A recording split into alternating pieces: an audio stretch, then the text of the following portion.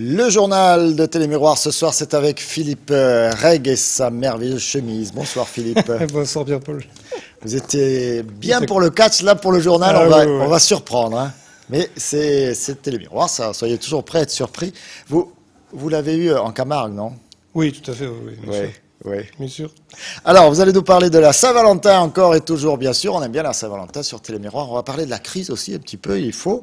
D'une nouvelle galerie d'art, mais je garde la main pour l'instant pour vous donner la composition de l'équipe de Nîmes Olympique sur ces images. Là, c'était l'entraînement cette semaine, la 23e journée avec la réception de Troyes.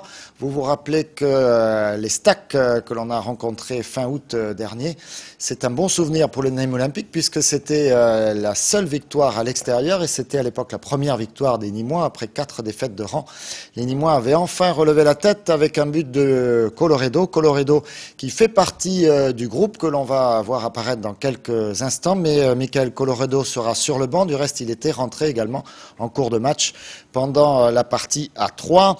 La compo de l'équipe avec Nicolas Puydebois qui sera dans les buts. À l'arrière, Liron, Sankaré, Poulain, Zarabi. Au milieu de terrain, Bayo, Keita, Sidibé, Mostefa. Sidibé, c'est une nouveauté. C'est un joueur qui était rentré en cours de match. Et on se rappelle que Jean-Michel Cavalier avait souvent dit qu'il n'avait pas forcément la totalité d'un match dans les jambes. Donc là, Sidibé sera tout de suite d'entrée sur le terrain avec à l'attaque Mandriki Haïté. Et ça, donc, c'est une nouvelle confirmation. C'est Robert Malm qui commence le match sur le banc, comme il l'avait fait à Lens avant de rentrer pour le dernier quart d'heure. Donc sur le banc, Robert Malm, je l'ai dit, Michael Colloredo, mais également Roumégus et Maisonneuve, et bien sûr également Sébastien Jiménez en gardien suppléant. Voilà pour les infos Nîmes Olympique. Une info d'Arles, pardon Philippe, je poursuis sur le football avec les Arlésiens qui jouent ce soir également à 20h. C'est à Cherbourg, c'est un petit peu loin d'ici. Arles est 3e et Cherbourg est 13e, on est en championnat national bien sûr. Et puis donc l'information qui est tombée ce matin par rapport à la commission hier d'arbitrage concernant ce match à Laval arrêté à la 42e minute par l'arbitre. La commission d'arbitrage a validé la décision de l'arbitre, donc n'a pas donné le match à rejouer, mais l'AC Arles, par la voix de Jean-Marc Conrad, son président, a décidé de faire appel de cette décision. Le président Jean-Marc Conrad qui assure que le droit, en tout cas le règlement, est avec lui et que le match serait à rejouer. Voilà, à suivre. Mais voilà pour les informations footballistiques de ce soir, Philippe. De nouvelles brèves pour commencer avec les services de police qui signalent des vols par ruse en Réunion et renouvellent leur demande pour faire preuve de la plus grande vigilance face à ce type de situation. En effet, depuis quelques jours, plusieurs cas de vols par ruse se sont produits selon le même mode opératoire. Sous prétexte de vouloir reprendre leur ballon sur un balcon ou dans un jardin, des adolescents sonnent aux portes pour récupérer leurs biens. Ils s'introduisent dans l'appartement et dérobent au passage un sac à main ou un portefeuille. La police signale que ces intrusions sont généralement effectuées chez des personnes vulnérables, comme les personnes âgées par exemple. Et puis une autre nouvelle brève, la reconnaissance de catastrophe naturelle pour la commune de Rochefort-du-Gard, suite aux inondations et coulées de boue survenues le 11 septembre 2008 dans le département. La commune de Rochefort a été reconnue sinistrée par un arrêté ministériel. Le texte est paru au journal officiel aujourd'hui même, donc 13 février 2009. Il est donc rappelé aux personnes sinistrées qu'elles disposent d'un délai maximum de 10 jours pour faire leur déclaration. Alors 10 jours à compter, soyons clairs, à compter de la parution du texte au journal officiel, donc à partir d'aujourd'hui jusqu'au 23 donc, pour faire leur déclaration auprès de leur compagnie d'assurance. Et demain c'est la Saint-Valentin, Philippe, vous vous en souvenez ? Nous commençons par la Saint-Valentin, Pierre-Paul ? Ah oui, commençons par la Saint-Valentin. Alors demain samedi, effectivement, nous serons le 14 février. Alors si cette nouvelle ne vous inspire pas, c'est que vous avez raté Sortie Week-end sur Télémiroir. Par exemple, ça vous avez eu grand tort. Ou bien que vous n'avez pas encore trouvé l'âme sœur, ce qui est fort possible. Ah ben écoutez, vous avez encore ce soir puisque la Saint-Valentin c'est demain. Et si cette nouvelle vous angoisse, bien qu'amoureuse ou amoureux, c'est que vous êtes dépourvu d'idées. Afin d'y remédier, Olivier Michel est allé à la rencontre de commerçants nîmois qui proposent des idées cadeaux plus qu'originales. Chaque année, à l'approche du 14 février, la sempiternelle question est ressassée, cachetée à sa dulcinée. Si resto, chocolat et fleurs ont leur effet, l'originalité est aussi des dames appréciées, car gage d'un amour sans cesse renouvelé. Et en la matière, un commerçant nîmois innove. Car si vous, messieurs, avez trouvé chaussures à vos pieds, il n'en va jamais de même avec la jante féminine. Voilà pourquoi ce dernier se consacre à ce que vos femmes ont de plus précieux après vous, leurs chaussures. Bon, je suis jeune entrepreneur, j'ai repris la boutique à M. Mazola, ça fait 2 mois. Pour lancer la boutique, j'ai eu une petite idée, je me suis dit que ce serait pas bête d'offrir une rose à chaque cliente pour la Saint-Valentin et de faire la semaine de la femme. Vu que j'ai une clientèle à 90% femmes, donc 2 paires de chaussures réparées, la 3e offerte, valable sur 15 jours, et on offre aussi un apéritif au restaurant L'Ardoise d'Aer Zara, toute la semaine pour les gens qui vont manger de la part de la cordonnerie. Et puisque la Saint-Valentin est l'occasion de faire plaisir, dans tous les sens du terme, vous pouvez trouver, messieurs, des cadeaux utiles, voire des plus attachants. Nous avons effectivement des coffrets cadeaux un petit peu plus attachants avec une paire de menottes en plumes, un petit pompon et une boîte de 12 paillettes pour se faire des caresses toute la nuit.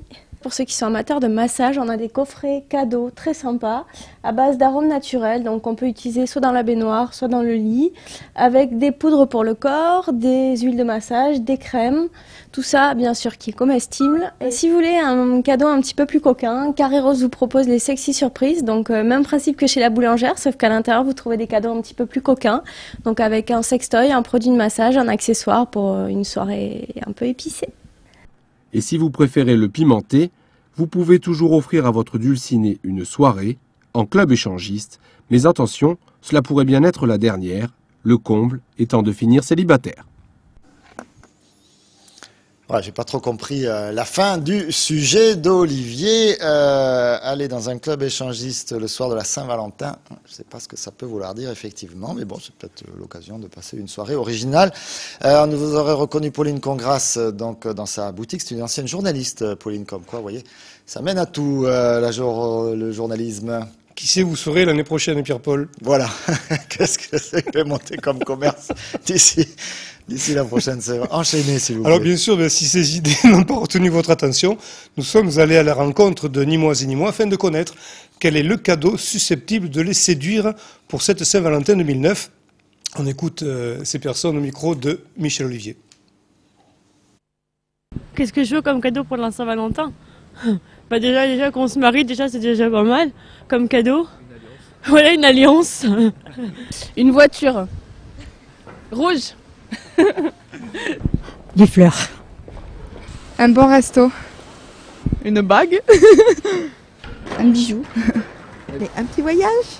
Un petit voyage au Maroc. Un amoureux. C'est tout. C'est non, rien du tout. Ben n'importe, tous les cadeaux sont bons à prendre. Mon mari avec mon chéri. Un moment. D'accord. Alors un moment fait de quoi? Fait d'amour et de magie. Un resto.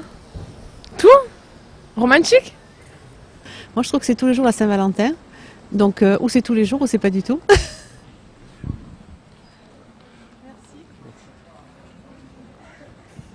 Voilà, vous avez pu remarquer qu'il n'y a pas tellement la parité dans ces interviews d'Olivier Michel. Que des filles, hein. Il a c'est choisi un petit peu que orienté. des filles pour ça vous donne des idées à vous garçons. Voilà. Par contre, si vous voulez un cadeau, c'est pas sur Télémiroir que vous auriez des infos. Hein. Alors on va redevenir un petit peu plus sérieux avec le Centre d'observation départementale économique de la Chambre de commerce et d'industrie de Nîmes, qui a fait paraître son étude sur la conjoncture industrielle gardoise. Bien que pessimiste pour la fin d'année 2008, les industriels gardois ne ressentaient pas encore d'impact manifeste de la crise sur leur activité lors du 3e trimestre de l'an passé. La donne a été tout autre pour le dernier trimestre 2008, au cours duquel le Gard a été rattrapé par la crise. Plus de détails avec Olivier Michel.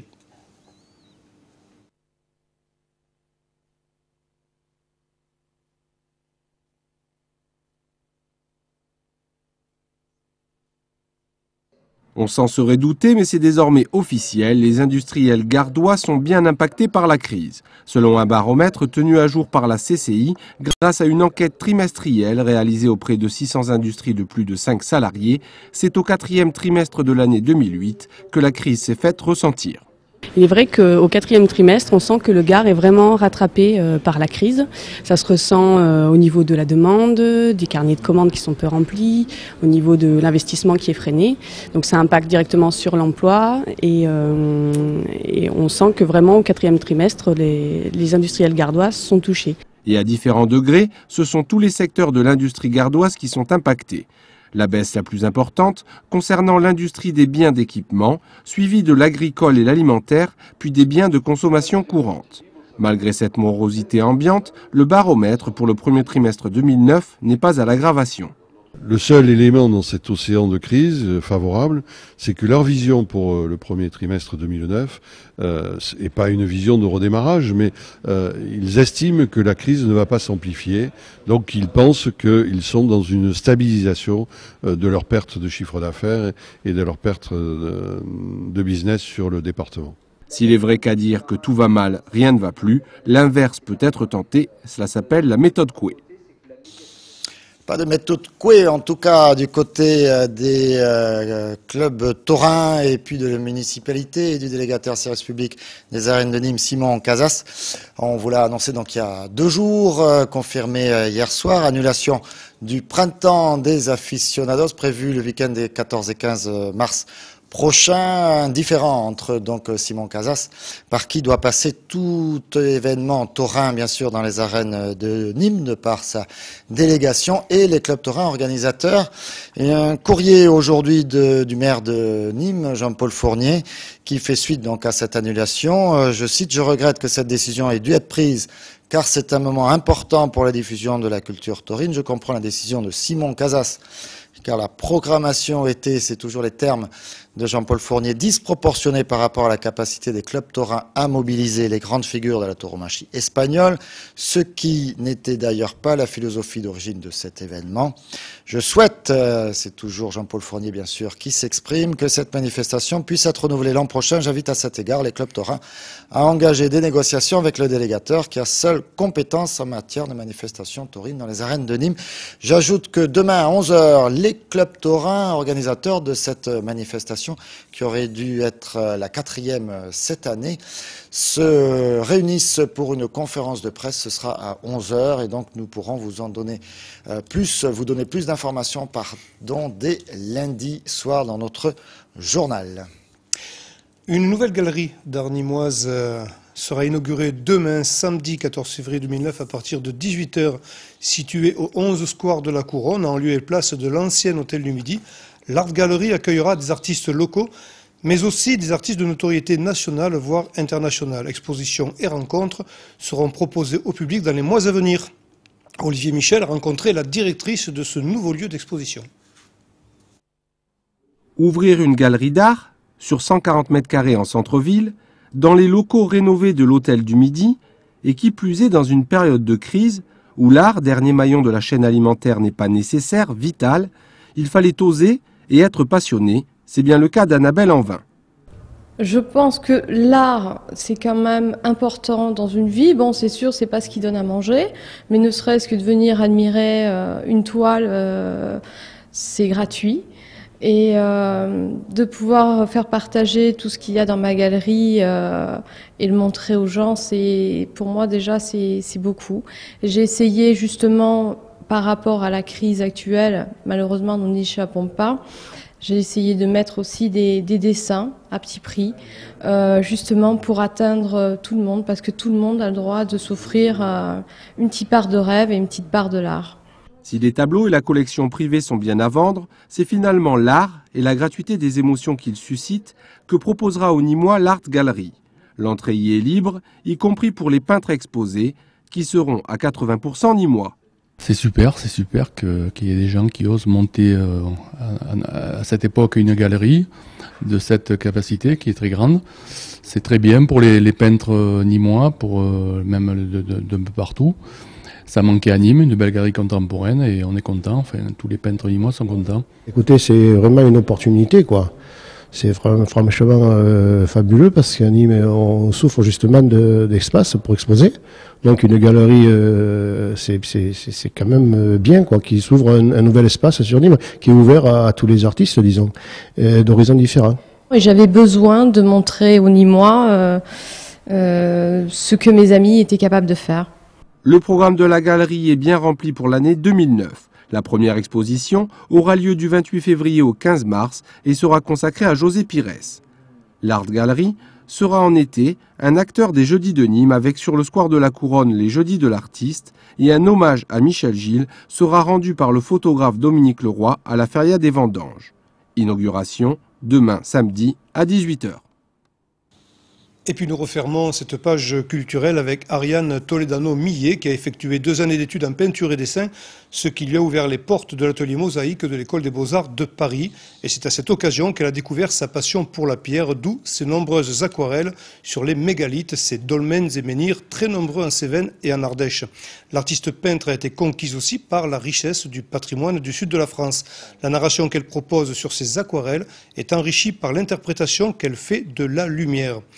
Pour s'évader, il lui arrive même d'ailleurs de voler au-dessus des mers. Patrimoine est le titre de son exposition, la maison de la région de Nîmes, le lieu où elle expose et où nous emmène immédiatement Alain Bonnet. Charme et douceur à la maison de la région avec une exposition d'Ariane Toledano-Millet qui évoque à sa manière et à travers de belles aquarelles notre patrimoine. Découvrir ou redécouvrir notre belle région esquissée avec quelques beaux coups de pinceau, tel était le challenge de cette artiste attachante. Je trouvais que le patrimoine alésien était magnifique quand j'ai quitté Paris pour venir ici. Et je me suis dit, mais pourquoi ne pas montrer aux gens comme leur patrimoine est beau, mais avec un regard de peintre, avec une émotion de peintre, avec une lumière, une couleur différente. Et voilà pourquoi j'ai tellement d'aquarelles du patrimoine de la région que j'aime tellement. Simple, sincère, sortie de l'école des Beaux-Arts, Ariane a su mettre en valeur l'architecture flamboyante de notre patrimoine et d'un patrimoine maritime avec aussi de beaux gréements. Voilà, ben écoutez, oui, je m'évade et j'aimerais aussi faire évader ceux qui veulent bien rêver avec moi, qui m'ont remercié de leur montrer le patrimoine avec un autre regard. Donc le thème c'est les bateaux mythiques, ceux qui ont gagné des courses, des voiliers. Alors les voiliers tout le monde aime, les bateaux mythiques beaucoup de gens aiment, la mer ça fait rêver. Alors chaque aquarelle est un rêve différent et puis une façon différente de traiter la mer, les couleurs, mais à chaque fois je suis dedans, je suis... Vous allez rire, mais je suis dans le vent qui souffle, c'est-à-dire que je me dis, bon ben voilà, le vent souffle, il faut qu'on l'entende quoi dans les voiles. Cette exposition se tient à la maison de la région jusqu'au 23 février, l'occasion pour cet artiste méconnu de révéler au public la finesse de son talent, respectant avec justesse les formes et l'architecture de notre patrimoine. Et c'est à la maison de la région, vous l'avez compris, pour quelques jours encore. Philippe, d'autres informations sportives? Si ce n'est que nous allons encourager les filles du handball Cercle Nîmes qui vont disputer leur match en retard contre Mios à Mios demain soir. Demain soir, donc en déplacement en Aquitaine. Et puis autre information handball, c'est le tirage au sort de la Coupe de France. L'USAM jouera pour les 8e de finale contre un club de 2e division à nouveau. C'est donc la 2e fois. Ce sera le 11 mars face au club de Saint-Cyr-Touraine. Et puis l'amicale Nîmes Volleyball pour terminer quand même, qui sera à Carnoux, une équipe qu'elle avait battue le 19 octobre dernier par 3-7-0. Bien la Limoise vont à Carnoux. Bonne chance à elles aussi.